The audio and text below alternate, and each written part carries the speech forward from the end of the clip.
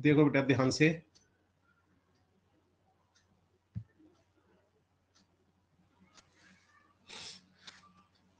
अगर मान बोर्ड लीजिए नहीं दिख रहा। हमें एसएन निकालना है हेलो सर। तो सम सर व्हाइट बोर्ड बे, नहीं दिख रहा। बेटा आ रहा है, मेरे यहाँ तो आ रहा है बेटा। बाकी का सर कोई बच्चा हमारे बताओ, किसी बच्चे के पास व्हाइट बोर्ड दिख रहा है या नहीं दिख रहा?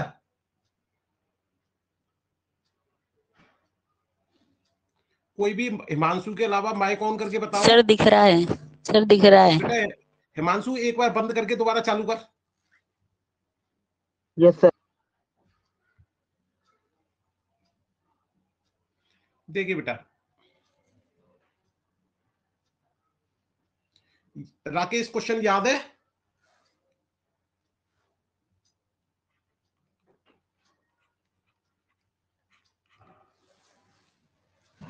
माइक ऑन करो राकेश, यस सर।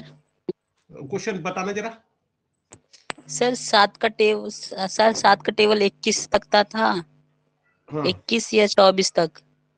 चलो कोई बात नहीं, 7 का टेबल में 24 तो आएगा ही नहीं, फिर लास्ट मतलब कि 28 70 दे तक। रखा था। यस हाँ सर। वो कोई बात नहीं, ये बीच में डेड है, इसका मतलब ये बीच में आ ही रहे होंगे नंबर, ठीक है। और 70 लास्ट था। उसने पूछा था इस क्वेश्चन में सम निकालिए। सभी बच्चों को क्वेश्चन समझ में आ गया? ये हमारी एक सीक्वेंस दे रखी है 7,14,21,28 और अप टू 70, मतलब लास्ट टर्म दे दिया उसने। और ये इन पूरी सीक्वेंस का सम पूछ रहा है। तो देखिए सबसे पहले एस एन का फॉर्मूला क्या होता था हमारा?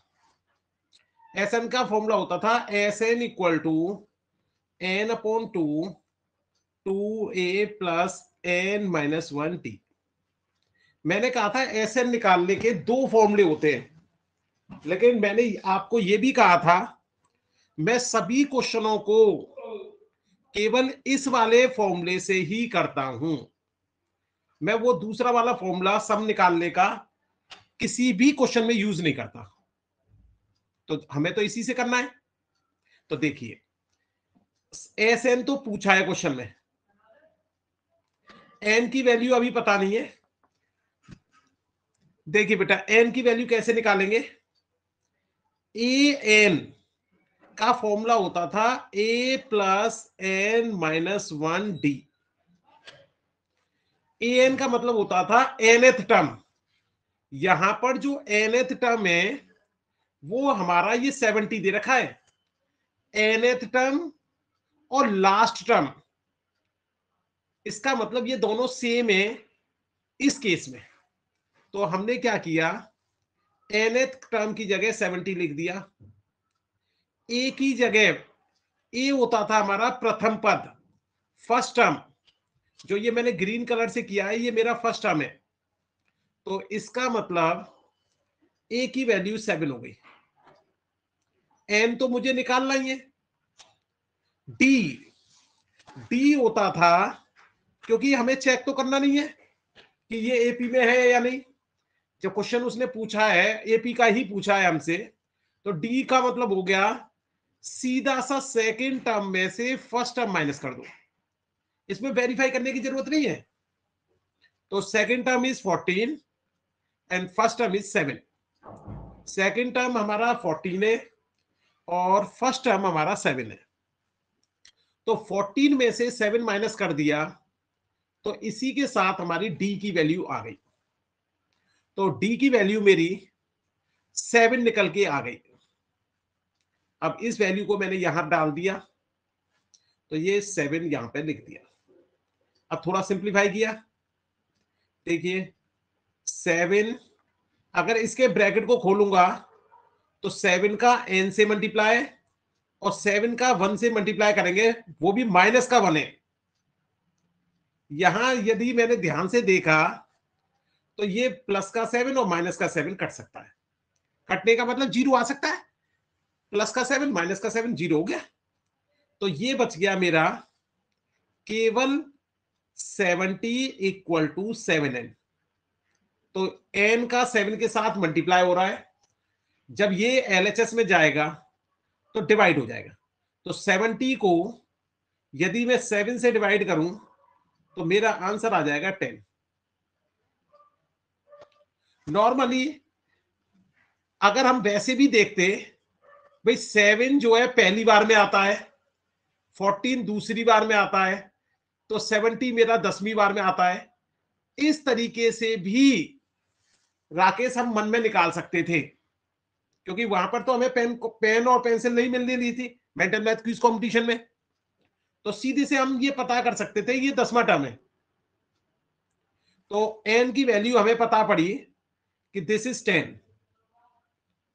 प्रथम पद फर्स्ट नंबर दे रखा है 7, n की वैल्यू 10 एंड d इज 7। अगर मैंने इसे पुट किया, सिंप्लीफाई किया, और मेरा आंसर आ जाएगा 2 से 10 कट गया मेरा 5 टाइम्स, 7 का 2 से मल्टीप्लाई 14, 10 में से 1 गया 9, यहां कोई साइन नहीं है तो मल्टीप्लाई का साइन होगा। बोर्डमास कहता है कि भाई पहले मल्टीप्लाई कर लो, मल्टीप्लाई और प्लस 2 ऑपरेशन है तो हमें पहले मल्टीप्लाई करना पड़ेगा। अगर किसी बच्चे ने पहले प्लस कर डाला तो आंसर गलत आ जाएगा।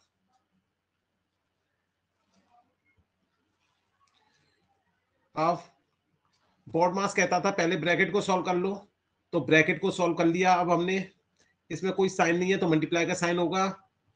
दिस इज 7 7, तो मल्टीप्लाई कर ही सकते हो, 35 और 3 38।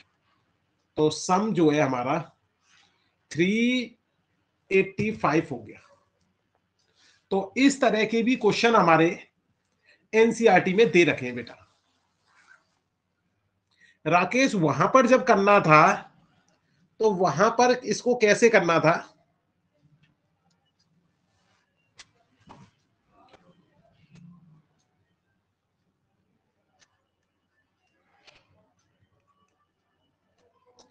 जो मैंने फॉर्मूला आपको याद नहीं कराया, ठीक है, सॉल्व तो इससे भी कर सकते थे हम। जो दूसरा फॉर्मूला है वो ये वाला है, an की जगह बुक में लास्ट टर्म लिख रखा है उसने, a प्लस लास्ट टर्म, ऐसे लिख रखा है फॉर्मूला। तो अगर इस फॉर्मूले को डायरेक्ट लगाते, यहां से ये तो पता पड़ जाता है ये 10वां पद है, क्योंकि भाई टेबल तो हर एक बच्चे को आती है। वहां तो 20 सेकंड के अंदर क्वेश्चन को सॉल्व करना है, वो भी वन में, विदाउट यूजिंग एनी पेन और पेंसिल। तो अब 10 से मन में 2 से डिवाइड करेंगे तो तुरंत 5 आ जाता मन में। फर्स्ट टर्म दिख ही रहा है, दिस इज 7, लास्ट टर्म दिख रहा है 70। बस केवल आपसे ये मांग रहा था, क्या आप 77 का 5 से मल्टीप्लाई कर पाते हो कि नहीं? ये था मेंटल मैथ। बेटा राकेश समझ में आया? Yes sir. सर तब मैंने ये क्वेश्चन किया नहीं था ना, इसलिए मैंने कर नहीं पाया था। नहीं बेटा, ये परेशानी है और ये हर साल मेंटल मैथ क्यूज में परेशानी आती है कि नॉर्मली जब भी ये क्यूज होता है उससे पहले तक हमारा सिलेबस बहुत सारा नहीं हुआ होता है, इसलिए। चलिए बेटा, अभी इस क्वेश्चन में किसी बच्चे को परेशानी है तो वो बच्चा माइक ऑन करके पूछ ले मेरे से। आपको ये सेकंड मेथड केवल इसलिए सीखना है कि जल्दी आंसर कैसे आएगा। जब एग्जाम में करोगे तो इसी मेथड से करो, खत्म के, जिससे कि आपको ज्यादा फॉर्मूले याद नहीं करने पड़ेंगे। किसी बच्चे का कोई क्वेश्चन?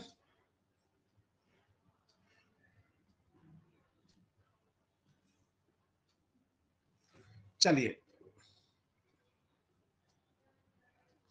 हमारे अब तक 7 टाइप्स हो चुके हैं।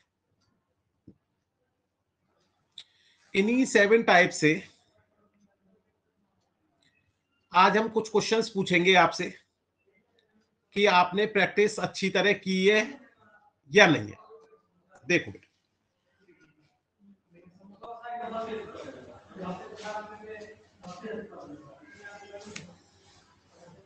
क्वेश्चन है बेटा मेरा,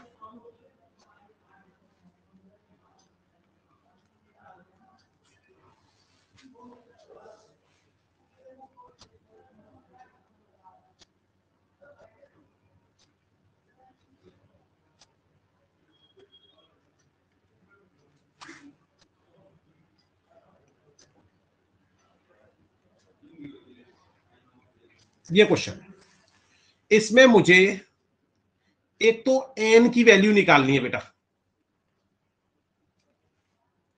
और सेकंड इसमें मुझे एस एन की वैल्यू निकालनी है। सेम क्वेश्चन है जो अभी ऊपर करवाया मैंने, करिए बेटा, प्रैक्टिस करिए।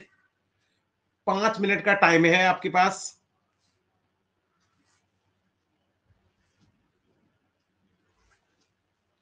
निकालिए बेटा।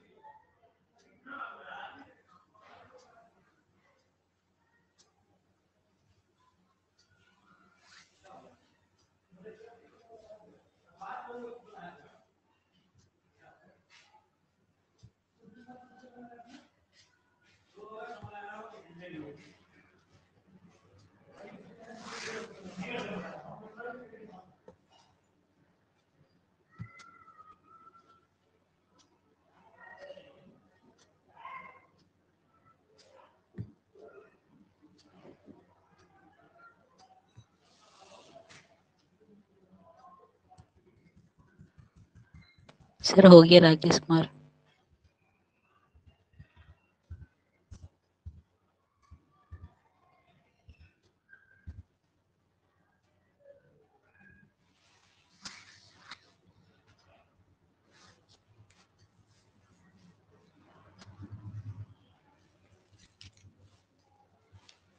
बेटा जिस बच्चे का होता चले वो बच्चे अपना आंसर चैट बॉक्स में लिखते चले, लेकिन वैल्यू दोनों लिखनी है।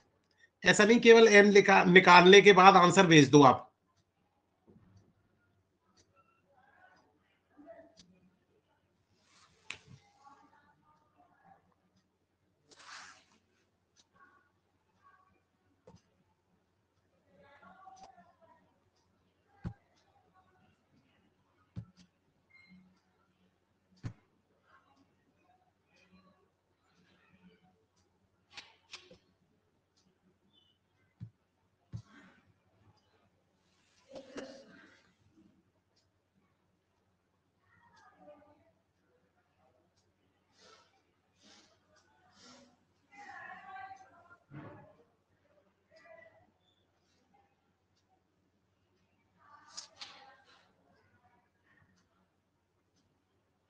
एक बच्चे का आंसर आ चुका है बेटा।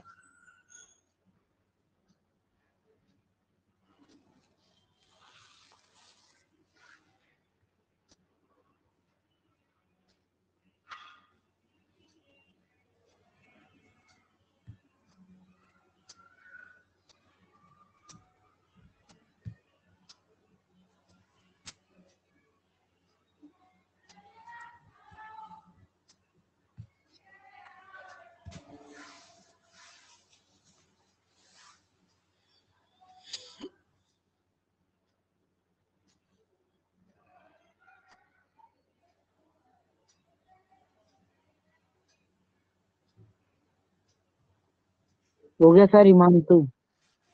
ओके बेटा, आंसर भेज। भेज दिया सर। ठीक है बेटा।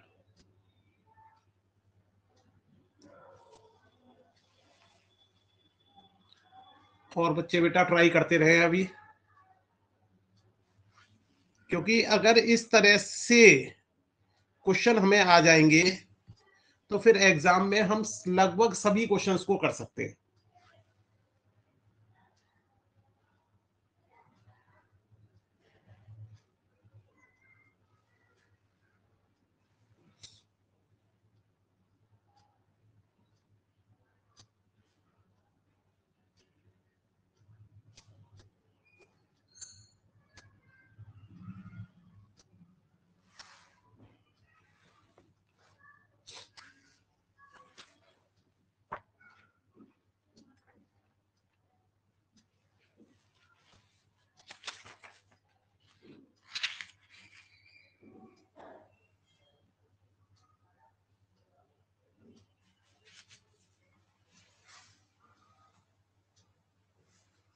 देखिए बेटा, टाइम खत्म हो चुका है, देखो ध्यान से।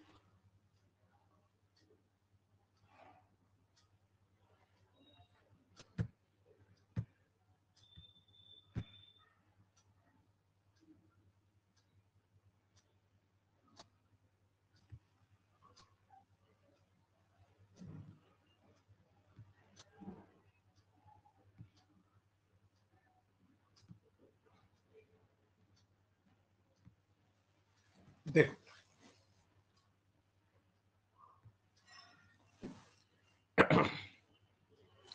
अगर मैं इस क्वेश्चन को ध्यान से देखूं तो मेरी ए की वैल्यू 280 आ रही है।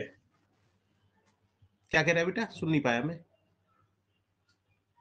सर हो गया सत्यम पाल।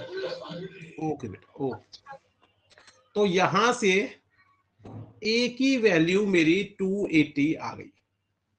अब मुझे डी की वैल्यू निकालने की जरूरत पड़ेगी, तो इसलिए मैंने पहले ही निकाल ली। डी की वैल्यू कैसे निकलती थी मेरी, सेकंड वाले टर्म में से फर्स्ट वाले टर्म को माइनस कर दो, क्योंकि मुझे पता है सेकंड टर्म 282 दिख रहा है और फर्स्ट टर्म मेरा 280 दिख रहा है। जब मैंने इसे माइनस किया तो डी की वैल्यू 2 आ गई, ए की वैल्यू आ गई, डी की वैल्यू आ गई। अब एन की वैल्यू निकालनी है, जबकि उसने nth टर्म दे रखा है। nth टर्म का मतलब लास्ट टर्म कहे या nth टर्म, तो एन की वैल्यू दे रखी है 1000।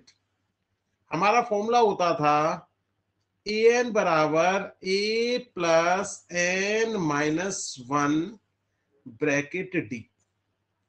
इस फॉर्मूले में यदि मैं a की वैल्यू, an की वैल्यू और d की वैल्यू रख दूं तो मेरा आराम से n की वैल्यू निकल जाएगी। देखिए an दे रखा है मेरा 1000। देखो ये लास्ट टर्म हमारा 1000 दे रखा है, तो मैंने an की जगह 1000 रख दिया। ए मेरा दे रखा है ये येलो वाला 280। एन की वैल्यू मुझसे निकलवाई गई है, डी की वैल्यू मैं ऊपर निकाल चुका हूं, दिस इज योर अब सिंप्लीफाई कर लिया, ये 1000, ये प्लस का 280 है आरएचएस में, जब ये लेफ्ट में आएगा तो माइनस हो जाएगा। एक तरीका मैंने अभी ऊपर सिखाया था सॉल्व करने का, अब ये दूसरा तरीका सिखा। ऐसा भी कर सकते थे हम कि पहले ब्रैकेट खोलते, प्लस माइनस कर लेते और उसके बाद सिंप्लीफाई। और कभी कभी हम ऐसा भी कर सकते कि हम क्या करें, फर्स्ट हमको इधर भेज दें, तो ये माइनस हो गया 0 2 और ये हो गया 9 में से 7 और ये n-1 ब्रैकेट 2। इस वाले तरीके से हमेशा कैलकुलेशन आसान बनती है, लेकिन करना जब ये जब धीरे धीरे कैलकुलेशन पे कमांड आ जाए। तो देखो ये 2 से मल्टीप्लाई हो रहा है, तो यहां पर 2 से डिवाइड हो जाएगा, तो ये कट गया हमारा 360 टाइम्स। अब क्वेश्चन रह गया ये, अब ये माइनस का 1 आ रहा है आरएचएस में, जब ये एलएचएस में जाएगा तो ये बन गया प्लस का 1। इस आधार पर n की वैल्यू 361 आई। अब निकालना है हमें सम। वैल्यू फिर दोबारा से रख देता हूं मैं। a की वैल्यू हमारी फॉर्मूले से ही निकल गई थी, वो सॉरी जो सीक्वेंस दे रखी थी उसी से निकल गई थी, वो वैल्यू थी हमारी 280, जबकि d की वैल्यू हमने निकाली थी वो 2 आई थी। साथ में हमने n की वैल्यू अभी निकाली है वो 361। अब फॉर्मूला लगाया हमने Sn वाला।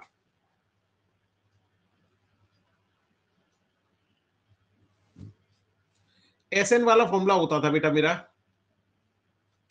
n/2 bracket 2a plus n-1 d। तो यहां पर Sn निकालना है। n की वैल्यू 361/2, दिस इज 2, a की वैल्यू 280, n की वैल्यू 361 माइनस 1 करना है, ब्रैकेट में बंद कर दिया, और d की वैल्यू 2। अब इसे सिंप्लीफाई करना है और हमारा आंसर आ जाएगा। देखो बेटा ये 2 से तो कट नहीं रहा, तो इसे मत काटो, अभी इसे मल्टीप्लाई कर लिया, 0 8 2 जा 16, 1 कैरी और 2 2 जा 4 और 1 कैरी चल रहा था हमारा, इसमें से 1 माइनस किया तो 360। अब ये ब्रैकेट आ रहा है, तो ब्रैकेट का मतलब है मल्टीप्लाई कर सकते। तो बॉडमास कहता है कि पहले मल्टीप्लाई करो फिर उसके बाद एडिशन करना। BODMAS, इसको हम तो ऐसे बोलते हैं बदमाश। चलिए 361/2, ये 560 और ये मल्टीप्लाई हुआ तो 0 12 1 कैरी 6 और 1 7, तो 361/2 प्लस कर दिया 0 8 और दिस इज 12। अब 2 से काट दिया, अब कट जाएगा ये, तो 2 से इसको काटा, ये कटा 6, 2 से 4 0, मल्टीप्लाई कर डाला तो ये आ गया 361 मल्टीप्लाई 640। अब इसका मल्टीप्लाई करेंगे और हमारा आंसर आ जाएगा। अब देख बेटा इस मल्टीप्लाई में भी क्योंकि एक नंबर में 0 आ रहा है, तो मैं मल्टीप्लाई केवल 64 से करूंगा, ना कि 640 से, क्योंकि लास्ट में जो भी आंसर आएगा उसमें एक 0 लगा दूंगा। ऐसे 0 वाले नंबर में थोड़ा सा टाइम बचाया जा सकता है। तो देखिए 4 से मल्टीप्लाई किया, 4 1 जा 4, दिस इज 24, 2 कैरी 4 3 जा 12 और 2 कैरी 14 हो गया। अब इससे डिवाइड नहीं हुआ अभी पूरा, तो सॉरी, मतलब अब जब 10th प्लेस लेंगे तो यहाँ क्रॉस का साइन, 6 1 जा 6, 6 6 जा 36, 3 कैरी, 6 3 जा 18, 18 और 3 21।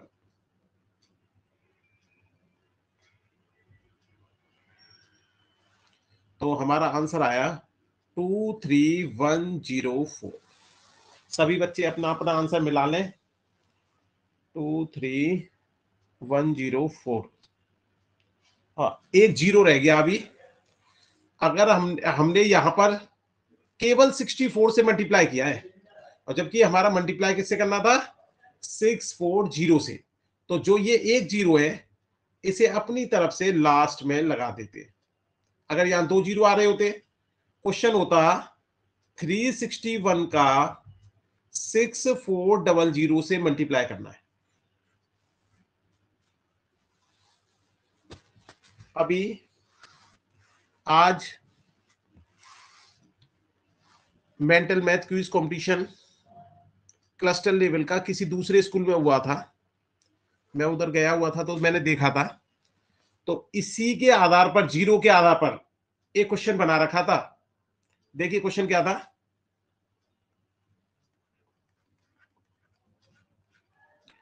फिफ्टीन इंटू 324 कोई नंबर दे रखा था।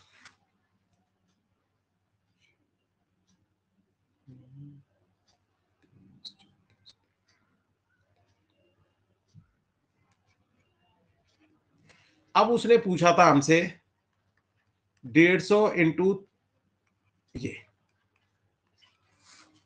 अब आप सोचो इसे लगभग कितने सेकंड लगेंगे इस छोटे से क्वेश्चन को करने में। इस तरह सर से 5 क्वेश्चन पूछा गया सेकंड। था। बस केवल कंसेप्ट आपको जीरो वाला आना चाहिए। भाई सेम नंबर है, यहां भी 15 है, यहां भी 15 है, यहां 324 है, यहां भी 324 है।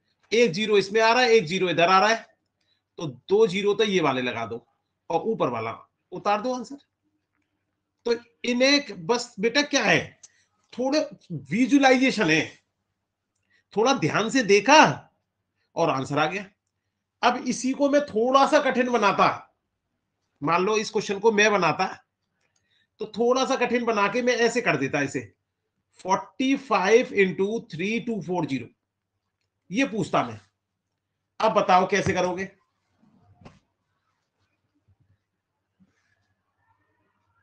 अभी भी ये मेंटल मैथ क्विज का ही क्वेश्चन है सर ये 324 से मल्टीप्लाई कर देंगे 45 को, मल्टीप्लाई नहीं बाद में एक करना एक्स्ट्रा बेटा। जीरो।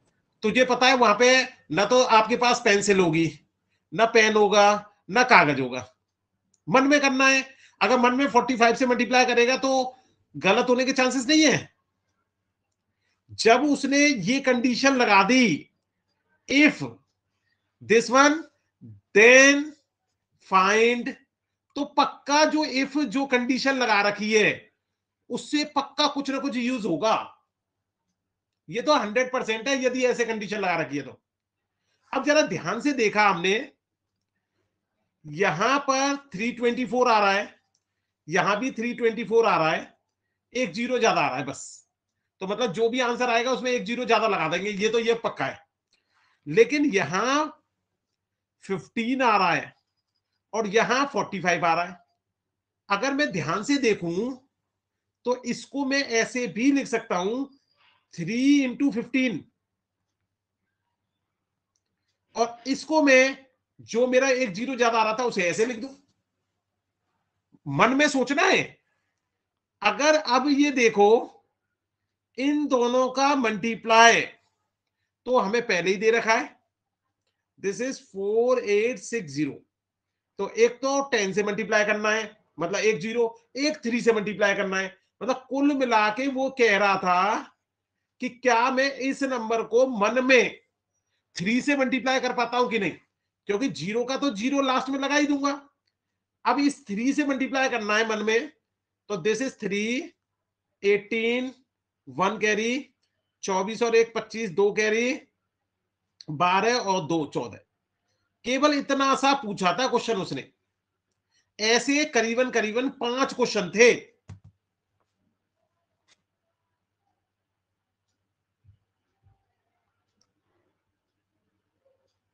आया बेटा कुछ समझ में? मतलब कंसेप्ट को जब तक ध्यान से नहीं देखोगे, जब भी कभी यदि वाली कंडीशन आती है उसमें हमेशा कुछ न कुछ इसी तरह होता है। देखो एक तरीका और सीखो, चलो आज कैलकुलेशन ही सिखा देते हैं। अगर किसी नंबर को मुझे 11 से मल्टीप्लाई करना है, कितना बड़ा नंबर है, तो देखो मैं क्या करता हूं। किसी भी नंबर को 11 से मल्टीप्लाई करना है, जैसे मान लीजिए ये छोटा सा नंबर है,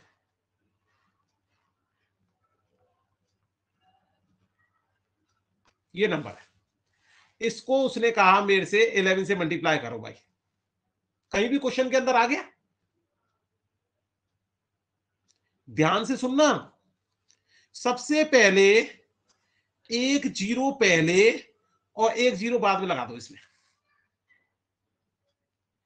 ये जो जीरो है ये मैंने क्वेश्चन को चेंज नहीं किया, ये मेरे आंसर निकालने के काम आएगा।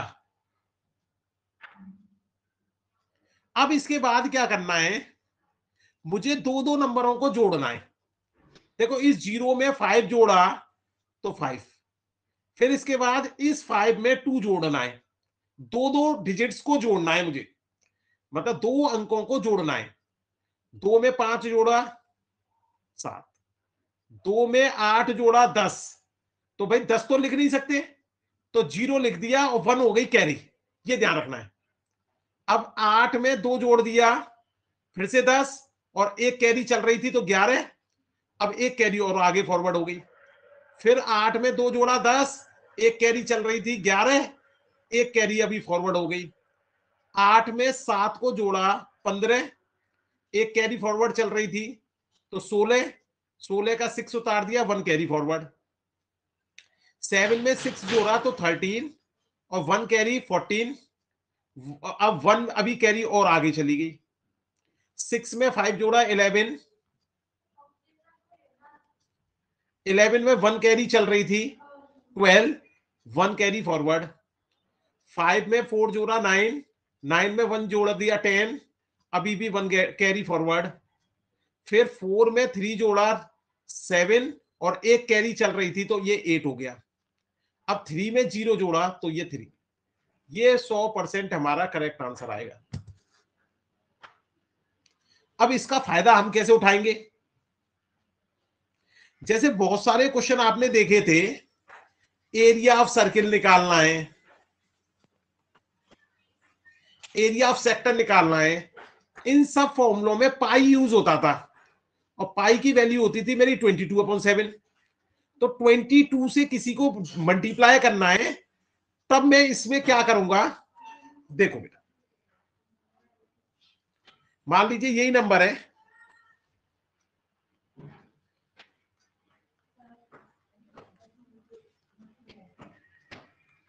इस नंबर को मेरे को 22 से मल्टीप्लाई करवाता।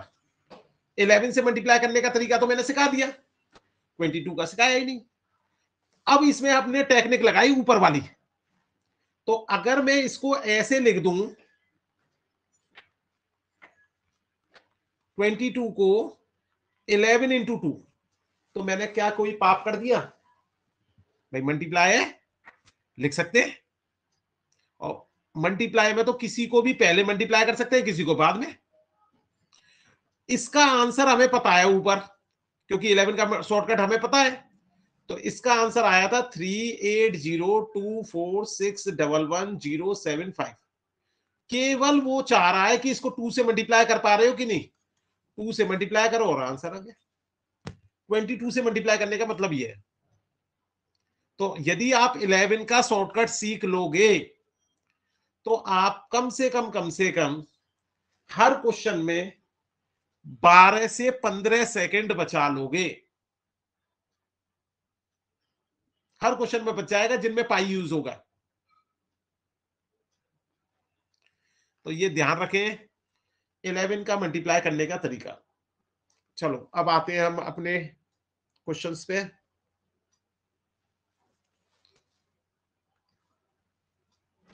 देखिए क्वेश्चन 18 15 होल नंबर 1/2। ये आपका एनसीईआरटी का ही क्वेश्चन है, करना लेकिन आपको है। ये माइनस का 47 है, हमें इसमें एन की वैल्यू निकालनी है।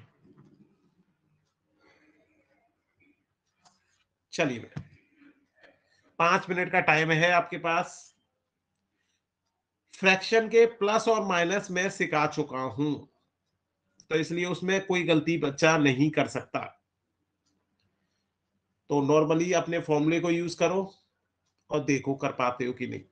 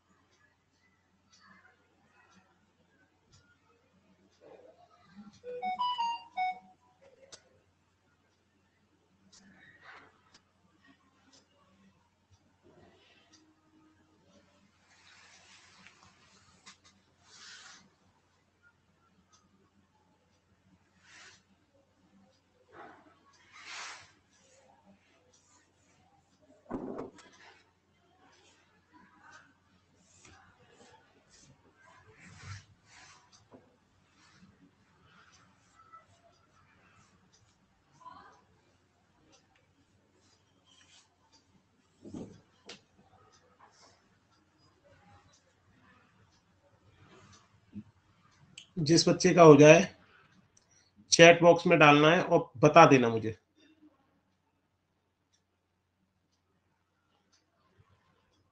सेम क्वेश्चन है बेटा, जैसा मैंने अभी पिछले 2 क्वेश्चन कराए थे। सर हो गया राकेश। ओके बेटा, चैट बॉक्स में डाल दो। नहीं बेटा राकेश मत डालना, अभी आंसर मत डालो। Okay sir. करिए बेटा और बच्चे।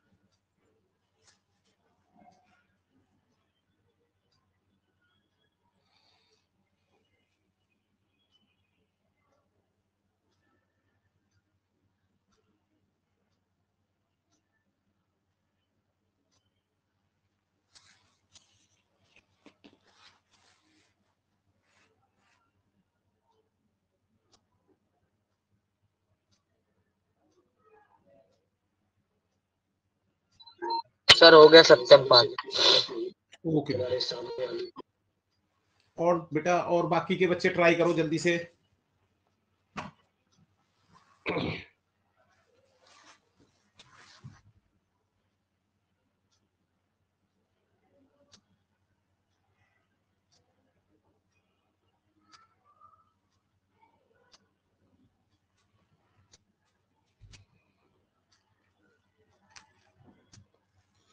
सर हो गया सुबह। ओके बेटा।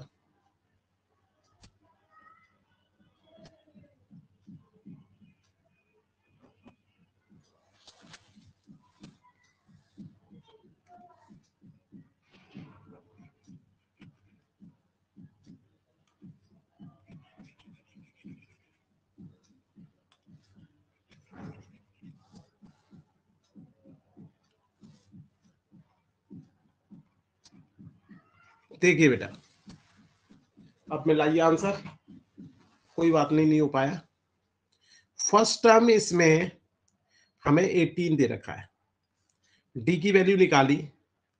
सेकंड टर्म में से मुझे फर्स्ट टर्म माइनस करना है। सेकंड टर्म मुझे 15 होल नंबर 1/2 दे रखा है, जबकि फर्स्ट टर्म मुझे 18 दे रखा है।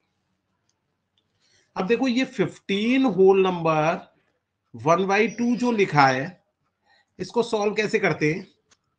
इसका इससे मल्टीप्लाई, तो 2 का 15 से किया तो 30, और ऊपर वाले को कर देते हैं प्लस, तो 31/2 हो गया ये। देखो यदि ये लिखा होता 2 3/7, तो इन दोनों का तो करते हैं मल्टीप्लाई, तो दिस इज 14, और इसको कर देते हैं प्लस, तो ये 17/7 हो जाता। सब बच्चों को इम्प्रॉपर फ्रैक्शन में लिखना आता है मिक्स्ड नंबर को? यदि किसी बच्चे को परेशानी है तो अभी 1-2 एग्जांपल और कराऊं? चलिए, इसका मतलब सभी को आता है। तो ये बन गया 31/2। अब 18 के नीचे कुछ नहीं है तो 1। फ्रैक्शन के प्लस माइनस करने का मैंने अपना तरीका बना रखा है। मैं क्या करता हूं, नीचे वाले का नीचे वाले के साथ मल्टीप्लाई, दिस इज 2, 2 बन जा 2। फिर इसके बाद करता हूं मैं क्रॉस मल्टीप्लाई, तो इस 1 का इस 31 से मल्टीप्लाई करूंगा, तो दिस इज 31। साइन यहां माइनस का आ रहा है, तो यहां भी माइनस का। अगर प्लस का आ रहा होता तो प्लस का। मल्टीप्लाई डिवाइड में ये तरीका मत लगा देना।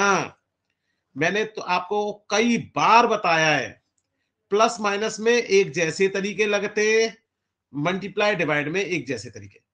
कभी भी प्लस वाले तरीके को या माइनस वाले तरीके को मल्टीप्लाई में मत लगा देना।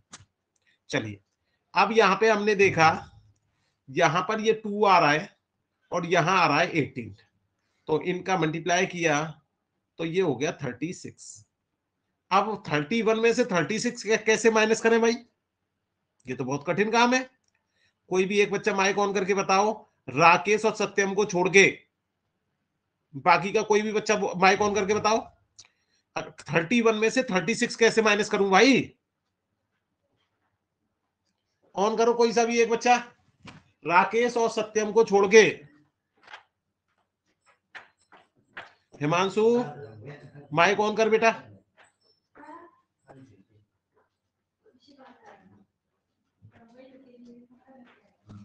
चलिए देखिए, 31 में से 36 तो माइनस नहीं होना, तो हमने क्या किया, 36 को ऊपर लिख लिया, 31 को नीचे।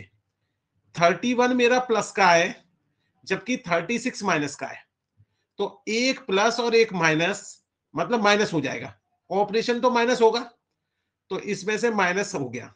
साइन हमेशा प्लस माइनस में बड़े क्या लगाते हैं? अब 36 बड़ा है कि 31 बड़ा है? आप सब बताओगे 36, इसलिए ये माइनस का 5 हो जाएगा। 2 तो नीचे चल ही रहा है। This is your value of D. A की वैल्यू आ गई, डी की वैल्यू आ गई। ए एन की वैल्यू क्वेश्चन में दे ही रखी है, ए एन की वैल्यू दे रखी है मुझे पहले से। ए एन की जो वैल्यू है वो दे रखी है माइनस का 47। ए एन का फॉर्मूला होता है ए प्लस एन माइनस 1 डी। इसमें हमें ए और डी की वैल्यू लगा देनी है। ए की वैल्यू 18, एन की वैल्यू मुझे फाइंड करनी है, डी की वैल्यू मेरी दिस इज माइनस का 5/2। अब माइनस का है तो ब्रैकेट लगाना पड़ेगा, माइनस का 47 चल ही रहा है। अब देखो इसकी कैलकुलेशन,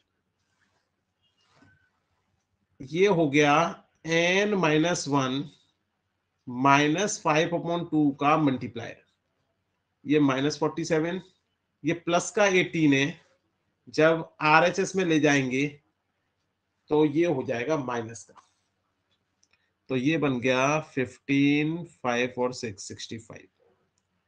अब देखो ध्यान से इसे, ये n-1 के साथ हो रहा है मल्टीप्लाई, तो मतलब इधर जाएगा तो हो जाएगा डिवाइड। तो देखो डिवाइड को कैसे लिखेंगे, ये माइनस का 5 नीचे चला जाएगा और 2 ऊपर। देखो क्रॉस मल्टीप्लाई के हिसाब से भी सोच सकते हैं, -5 से ये -65 को डिवाइड करेंगे तो ये 13 टाइम्स। एक काम ऐसे भी कह सकते थे कि माइनस से माइनस कट गया और 5 से 65 को डिवाइड करके 30 आ गया, 13 आ गया, तो 13 2 जा 26, दिस इज n-1। तो n की वैल्यू आ गई, ये माइनस का 1 है LHS में, जब ये RHS में जाएगा तो प्लस का 1, तो n की वैल्यू हमारी आ गई 27।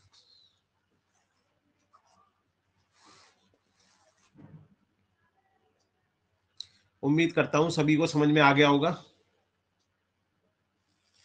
अब देखिए टाइप नंबर 8,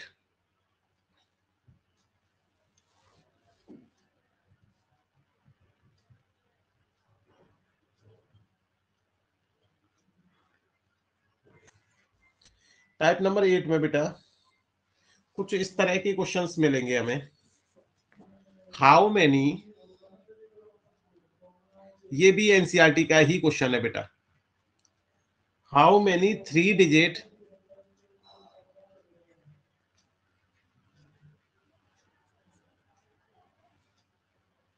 numbers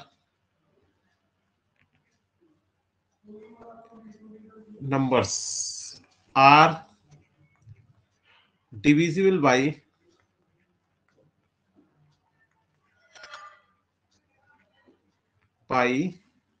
11। देखो बेटा हिंदी में समझो इस क्वेश्चन को, हाउ मेनी 3 डिजिट्स, नहीं डिजिट्स नहीं डिजिट, ठीक है, how many 3 digit numbers are divisible by 11। 3 digit के मतलब 3 अंक के ऐसे कितने नंबर होंगे जो कि 11 से डिवाइड हो रहे होंगे, 3 डिजिट के। देखो बेटा आप लोग अच्छी तरह जानते हो 3 डिजिट का सबसे छोटा नंबर 100 होता है और सबसे बड़ा नंबर 99, वो 900, बड़ा नंबर सीधे हमारा 4 डिजिट का हो जाएगा, मतलब इससे छोटा नहीं हो सकता और इससे बड़ा नहीं हो सकता। तो वो कह रहा है 11 से डिवाइड हो जाए, तो मैंने क्या किया रफ में 100 को 11 से डिवाइड करके देखा, 11 9 जा 99, बचा 1, तो हमें 99 तो नहीं लेना, तो 99 से नेक्स्ट नंबर लेना है, तो इसका मतलब नंबर हो गया मेरा 110। जो पहला नंबर 100 के बाद जो होगा, जो डिवाइड हो जाएगा 11 से, 100 को नहीं ले पाऊंगा मैं क्योंकि 100 तो डिवाइड ही नहीं हो रहा। फिर अगला नंबर जो 11 से डिवाइड हो जाएगा, दिस इज 121। फिर अगला नंबर 132। इस तरह से लास्ट नंबर क्या होगा जो 11 से डिवाइड हो जाएगा, तो रफ में 999 को 11 से डिवाइड करके देखा। ये काम ध्यान रखना, रफ में किया है मैंने, फेयर में नहीं करना। तो इसे डिवाइड किया, 11 9 जा 99, ये हो गया हमारा 0, 9 उतर गया, 9 उतर गया तो ये 0,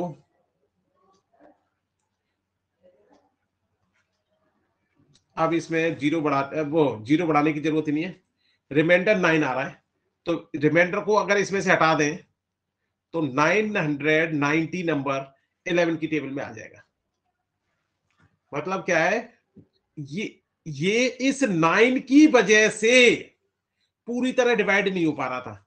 अगर इसमें से इस 9 को ही हटा दिया जाए, मतलब 9 को माइनस कर दिया जाए, तो इसका मतलब 990 जो होगा नंबर, वो पूरी तरह से 11 से डिवाइड हो जाएगा।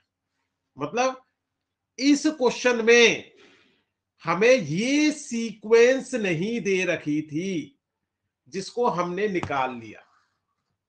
अब इस क्वेश्चन में ये क्वेश्चन सेम हमारा पुराने क्वेश्चन की तरह हो गया, जैसे हमने पुराने क्वेश्चन में n की वैल्यू पूछी थी।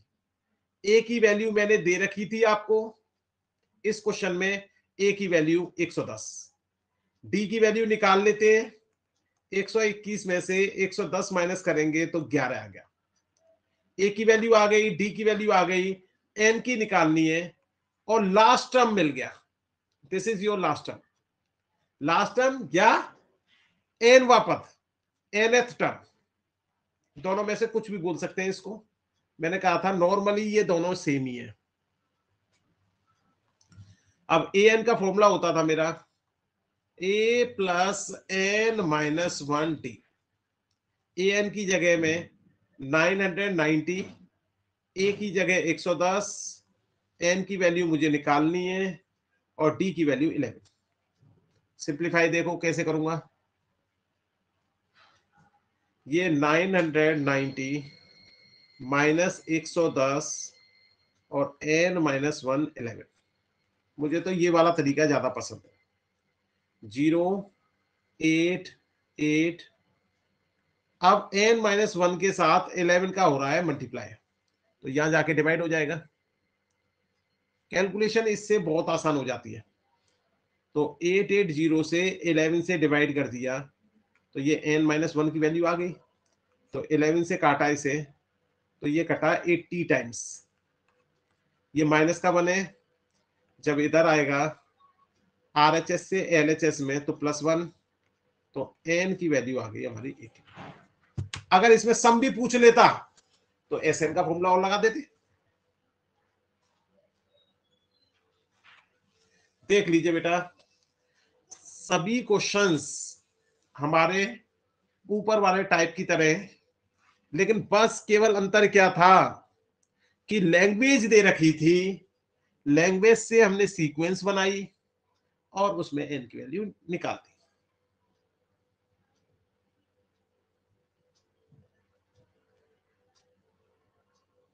एक टाइप और देख लीजिए,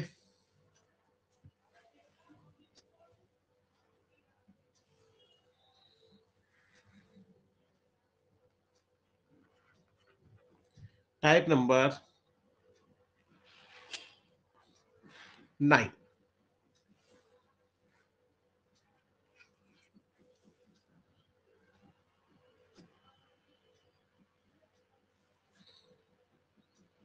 ये कह रहा है question, find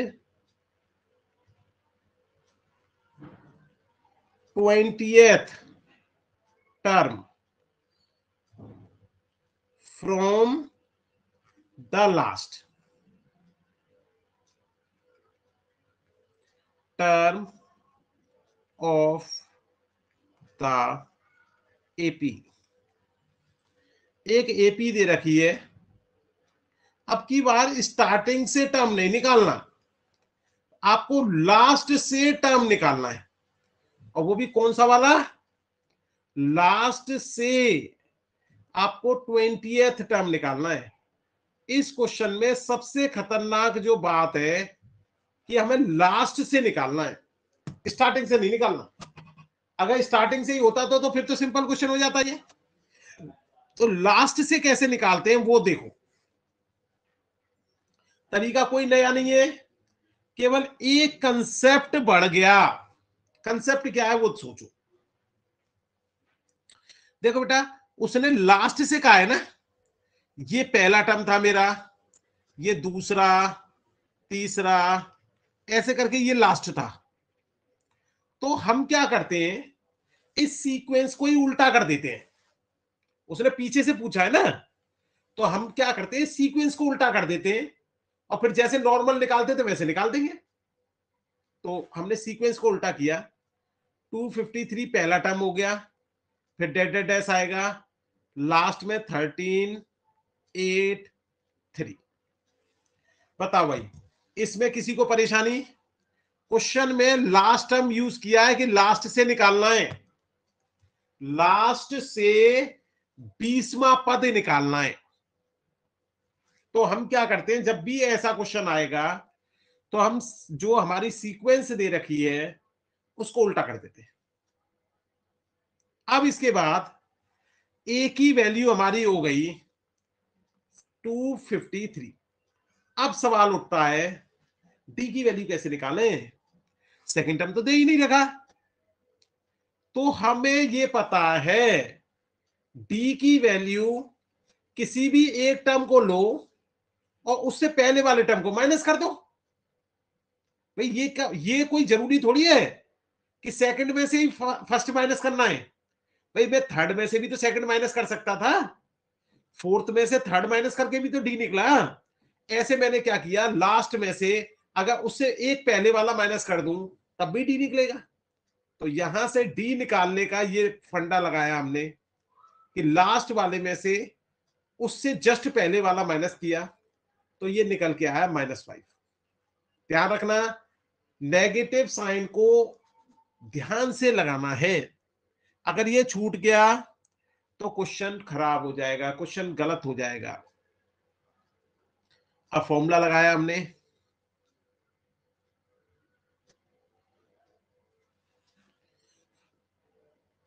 an equal to a plus n minus 1t। an निकालना है, यहां पे n की वैल्यू 20 दे रखी है। a इज 253, n की वैल्यू 20, d की वैल्यू -5।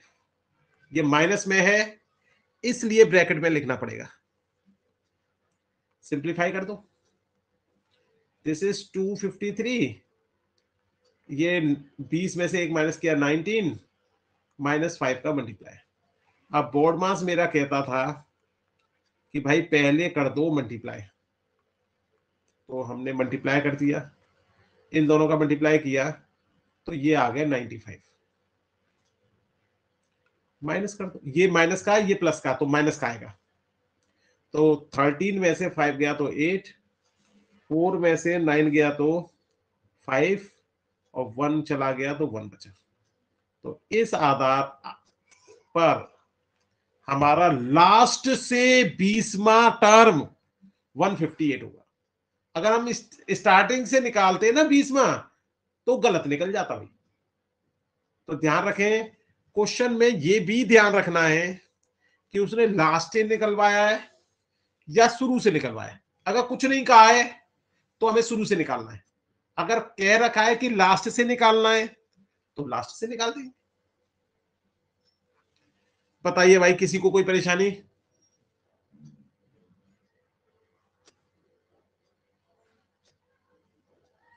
इसके बेस क्वेश्चन आपके कल